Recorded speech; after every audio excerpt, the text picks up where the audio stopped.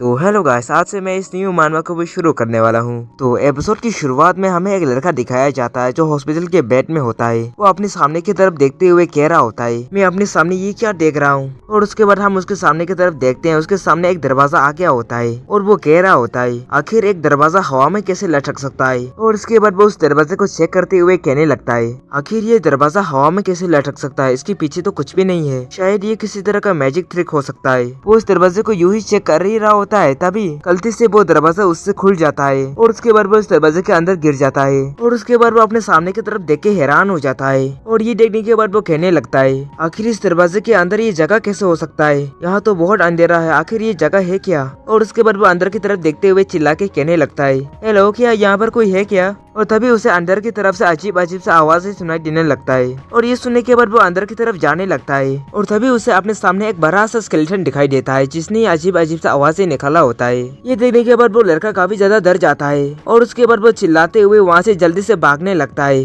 और उस दरवाजे के बाहर पहुँचने के बाद वो जल्दी से उस दरवाजे को फिर से लॉक कर देता है। और उसके बाद वो डरते हुए कहने लगता है, मुझे माफ कर देना बड़ा भाई, मैं गलती से अंदर चला गया। और उसके बाद वो दरवाजा भी अचानक से गायब हो जाता है और उसके बाद वो कहने लगता है, ए भगवान, वो जगह तो बहुत ही खतरनाक था, मैं उम्मीद करता हूँ वो मेरे पीछे ना आए। चलो रुको, वो दरवाजा अचानक से यहाँ से गायब कैसे हो गया। और तभी एक आवाज उससे कहने लगता है, बधाई हो इंसान, तुमने वर्ल्डिंग एबिलिटी को अवेकन कर लिया, आखिरकार मैंने तुम्हें ढूंढ ही लिया। और इस आवाज को सुनने के बाद वो लड़का काफी ज्यादा हैरान हो जाता है और उसके बाद वो डरते हुए ऊपर की तरफ देखते हुए कहने लगता है, कौन हो तुम, कौन बात कर रहा है मुझसे। और वो आवाज कहने लगता है, डरो मत, मैं दूसरे लीला में फंसा हुआ हूँ, मैं तुमसे टेलीपैथी की मदद से बात कर रहा हूँ, मेरी बात ध्यान से सुनो, मैं जिसकी मदद से तुमसे बात कर रहा हूँ वो लिमिटेड है, अगर तुम मरना नहीं चाहते तो मैं जैसा कहता हूँ तुम वैसा ही करो। ये सुनने के बाद वो लड़का कहने लगता है, टेलीपैथी, आखिर ये चल क्या रहा है। और वो आवाज कहने लगता है, सबसे पहले तुम अपना बैग खोलो और उस डरावनी देखने वाले पुतले को ढूंढ के बाहर निकालो। और ये सुनने के बाद वो लड़का अपने बैग निकाल के उस स्टेचू को ढूंढने लगता है और कुछ देर तक ढूंढने के बाद उसे वो स्टेचू मिल जाता है और वो स्टेचू को देख के हैरान होते हुए कहने लगता है, आखिर ये स्टेचू मेरी बैग में कहाँ से आया। और वो आवाज उससे कहने लगता है, ये घोस्ट किंग की खर स्टेचू है,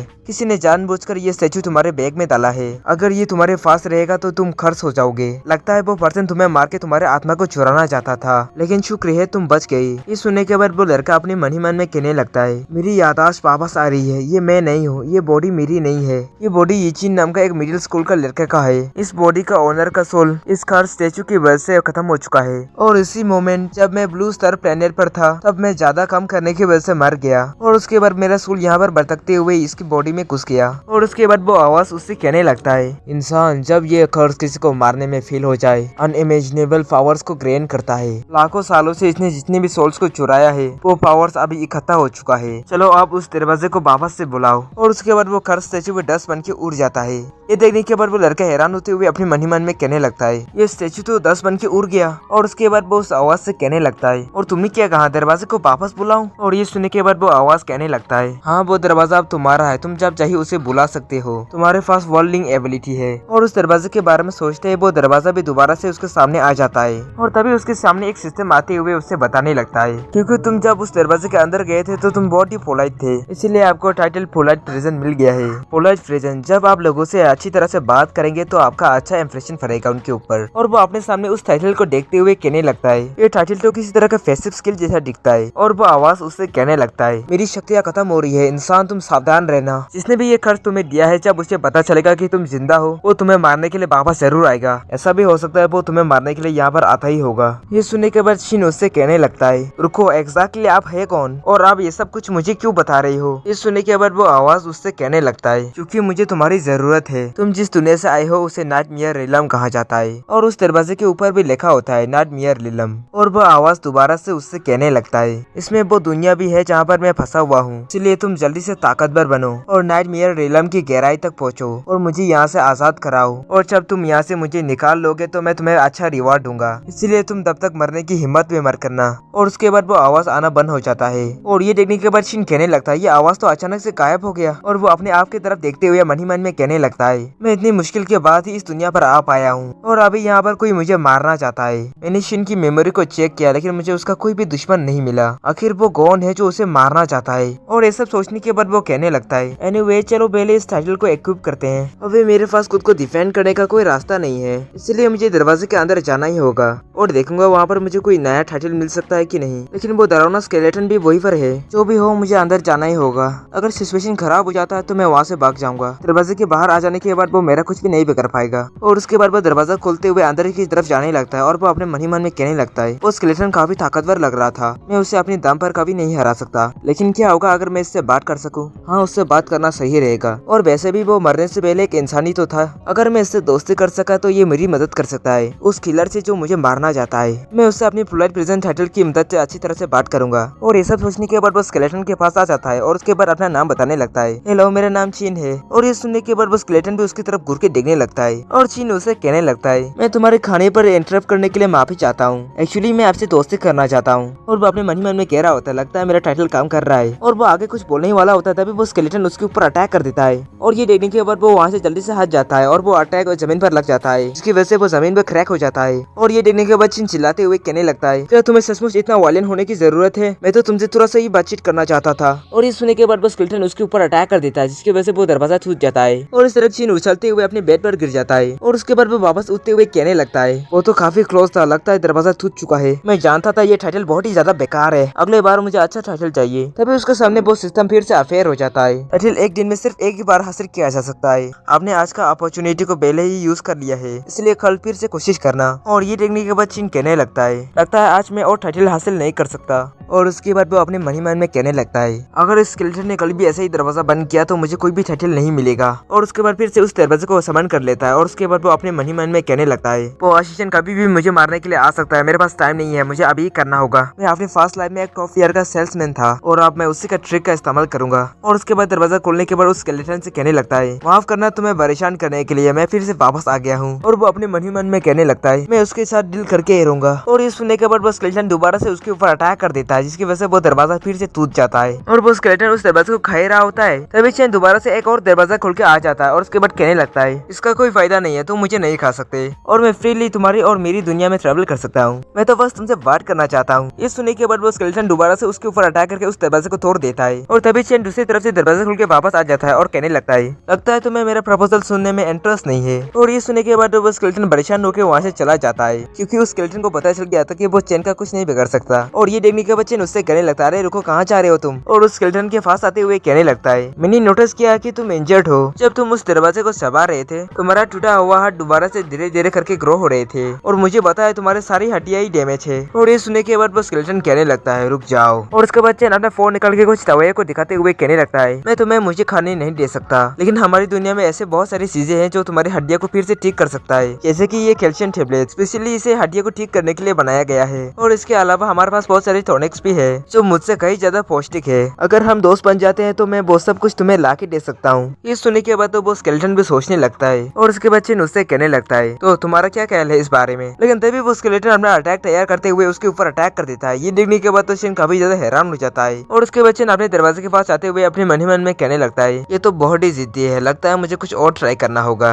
लेकिन तभी चीन के पास एक कॉन्ट्रैक्ट लेटर आ जाता है और सिस्टम उससे कहने लगता है, आपको एक कॉन्ट्रैक्ट रिसीव हुआ है। और उसके बाद चीन उस कॉन्ट्रैक्ट की तरफ देखते हुए कहने लगता है, ये तो एक कॉन्ट्रैक्ट है, इसका मतलब है वो मान गया है। और उसके बाद वो उस कॉन्ट्रैक्ट को देखते हुए कहने लगता है, ये तो स्केलेटन मॉन्स्टर का एक क्रेडेंशियल है, जरा रुको, इसके नाम के बाद एल्फ क्यों है? और उस स्केलेटन की पहचान पत्र को पढ़ने के बाद चैन कहने लगता है, ये तो बस एक लो रैंक का पेंसिल पुशर है। और उसके बाद वो स्केलेटन चैन से कहने लगता है, कॉन्ट्रैक्ट की चीजों को हम इक्वली एक्सचेंज करेंगे। इंसान, मुझे यकीन है कि तुम मेरी स्ट्रेंथ को रिकवर करने में तुम मेरी मदद करोगे। मैं कभी भी गोथ के अलावा दूसरे क्रिएचर्स के साथ कॉन्ट्रैक्ट नहीं करता, तो तुम्हें इस एग्रीमेंट की वैल्यू के बारे में अच्छी तरह से समझ जाना चाहिए। ये एक फेयर कॉन्ट्रैक्ट है, अगर किसी भी पार्टी ने कॉन्ट्रैक्ट को पूरा नहीं किया तो वो उसी वक्त खत्म हो जाएगा। इस कॉन्ट्रैक्ट को फिलअप करने के लिए तुम्हें अपना नाम लिखना पड़ेगा। और उसके बाद चीन भी उस कॉन्ट्रैक्ट पर अपना नाम लिख देता है। और उसके बाद वो स्केलेटन कहने लगता है, इंसान, तुमने इविल स्पिरिट की खर्च को ओवरकम किया है, नाइटमेयर्स और रियलिटी का गेटकीपर, दोनों रिलम्स का सोलो कंट्रोलर। और उसके बाद चीन कहने लगता है, क्या मैंने तुम्हारे साथ कॉन्ट्रैक्ट कर लिया? और उसके बाद वो स्केलेटन चैन से कहने लगता है, हाँ, अब हमारा कॉन्ट्रैक्ट पूरा हो चुका है। और अगले दिन हम एक बिल्डिंग की तरफ देखते हैं। चीन, तुम अभी हॉस्पिटल से डिस्चार्ज हुए हो, अगर तुम्हें कुछ अजीब सा महसूस हो रहा है तो बता दो। और उसके बाद हम शिन की मोम डैड को देखते हैं। शिन का मोम उसे एक टॉनिक देते हुए कह रहा होता है, कुछ दिनों के लिए तुम घर में ही आराम करना, तुम्हें किसी चीज के बारे में चिंता करने की कोई जरूरत नहीं है। ये इलायची का टॉनिक है, ये तुम्हारे पेट के लिए काफी अच्छा है। और उसका डैड कह रहा होता है, और ये तुम्हारा कैल्शियम टेबलेट जो तुमने मंगवाया था। और उसके बाद शिन उन कैल्शियम टेबलेट्स को लेते हुए कहने लगता है, मॉम डैड आप दोनों का शुक्रिया। ये सुनने के बाद उसका मॉम कहने लगता है, तुम्हें हमें शुक्रिया कहने की जरूरत नहीं है बेटे, हमारे लिए तो तुम्हारे हेल्थ और सेफ्टी ही मायने रखता है। और ये सुनने के बाद शिन अपनी मन ही मन में कहने लगता है, मैं अपनी पिछली लाइफ में एक ऑर्फन था, अब मुझे फैमिली का केयर मिलने के बाद अच्छा लग रहा है। और तभी उनकी दरवाजे पर नॉक होता है और उसके बाद 2 पुलिस वाले वहाँ पर आते हुए कहने लगते हैं, हेलो हम ईस्टर्न रीजन से हैं, हम यहाँ पर चीन की केस की वजह से आए हैं। इस तरह का घटना हर साल अनगिनत बार होता है, ये कम्प्लीटली अनप्रेडिक्टेबल होता है। जब इस तरह का घटना होता है तो बस आपका किस्मत ही आपको बचा सकता है और हम इसमें कुछ भी नहीं कर सकते। तुम्हारी किस्मत काफी अच्छी है, तुम जिंदा भी बच गई हो और तुम रिकवर भी हो गई हो। ये सुनने के बाद चीन अपनी मन ही मन में कहने लगता है, नहीं असली चीन मर चुका है, उसे उस खर्च तिमन ने मार दिया। और उसके बाद चीन दुखी होते हुए कहने लगता है, तो अगली बार जब ऐसा कुछ होगा तो हर किसी को अपनी लक पर छोड़ देना चाहिए। ये सुनने के बाद वो पुलिस वाले भी थोड़ा सा सेंटी होने लगते हैं उसके लिए। और उसके बाद वो दूसरा पुलिस वाला कहने लगता है, चीन मुझे पता है तुम अपसेट हो, लेकिन मुझे तुम्हें कुछ बताना है। और उसके बाद वो पुलिस वाला चीन को बताने लगता है, हायर अप्स ने अभी अप्रूव कर दिया है, उस हॉस्पिटल को अभी बंद कर दिया जाएगा और किसी को भी दोबारा अंदर जाने नहीं दिया जाएगा, इसलिए तुम फिक्र मत करो, आपसे कोई भी विक्टिम नहीं बनेगा। इस सुनने के बाद चीन सोचने लगता है, उसके पास स्टार है, इसका मतलब वो एक सर्जन है, वो तो अभी भी बहुत यंग है। और उसके बाद चीन उस पुलिस वाले से कहने लगता है, मुझे इसके बारे में बताने के लिए आपका शुक्रिया, मैं बस थोड़ा चिंतित हूँ कि कोई मुझे टारगेट ना करे। इस सुनने के बाद वो पुलिस वाला कहने लगता है, तुम बस एक सिंपल से मिडिल स्कूल का एक स्टूडेंट हो, हमें ऐसा कोई पर्सन नहीं मिला जो आपसे दुश्मनी रखता हो, अभी के लिए इतना ही, हमें दूसरे काम पर भी जाना है, हम अब तुम्हें परेशान नहीं करेंगे। ये कहने के बाद वो पुलिस वाली वहाँ से चला जाता है। और उनके जाने के बाद चीन अपने मन ही मन में कहने लगता है, मुझे लगता है वो घोस्ट किंग का खर स्टैचू काफी ताकतवर है, उसका पुलिस तो क्या सरकार भी कुछ नहीं बिगाड़ सकता। ये तो साफ हो गया पुलिस भी इससे डरे हुए हैं, इसीलिए उन लोगों ने उससे डिस्टेंस बनाए रखा है। लेकिन शिन तो बस एक नॉर्मल सा मिडिल स्कॉलर है, कोई उसके खिलाफ इतनी पावरफुल चीज का इस्तेमाल क्यों करेगा। तभी वो यंग पुलिस वाला वापस आ जाता है। ये देखने के बाद शिन उससे कहने लगता है, सर्जन मुझे लगा आप चले गए हो, अब यहाँ पर वापस क्यों आए हैं। और वो पुलिस वाला उसे एक कार्ड देते हुए कहने लगता है, ये रखो, ये मेरा कार्ड है। और चेन उस कार्ड को लेते हुए कहने लगता है, ओके थैंक्स। और वो पुलिस वाला वहाँ से जाते हुए कहने लगता है, अगर तुम्हें कुछ भी अजीब लगे तो डायरेक्ट मुझे कांटेक्ट करना। और उस पुलिस वाले के जाने के बाद चेन उस कार्ड को देखते हुए कहने लगता है, सर्जन लू पीचुआन, लगता है पुलिस वाले में कुछ काम के लोग भी है, क्या मैं उस पर भरोसा कर सकता हूँ, क्या सचमुच वो मेरी मदद कर सकता है। ऐसा लगता है वो ऑर्डर्स को फॉलो नहीं कर रहा है, अगर इस पर पुलिस और सरकार कुछ नहीं कर सकता तो एक सर्जन क्या कर पाएगा। और इसके अलावा ये बात फैल गया है कि मैं जिंदा हूँ, जो कोई भी मेरे पीछे है मैं उसे आसानी से जाने नहीं दूंगा। और उसके बाद वो अपने मॉम डैड के बारे में सोचते हुए कहने लगता है, क्या होगा अगर वो इस फैमिली को निशाना बनाए। ये सोचने के बाद वो खड़ा होते हुए कहने लगता है, अगर मैं इस फैमिली को बचाना चाहता हूँ तो मुझे जल्दी से ताकतवर बनने की जरूरत है। और उसके बाद वो उस दरवाजे को समन कर लेता है और उसके बाद एक स्माइल के साथ वो अंदर की तरफ जाने लगता है। और उसके बाद वो हाथ में कैल्शियम की थैली लेते हुए चिल्ला के कहने लगता है, फिक्स के लिए क्या तुम वहाँ पर हो।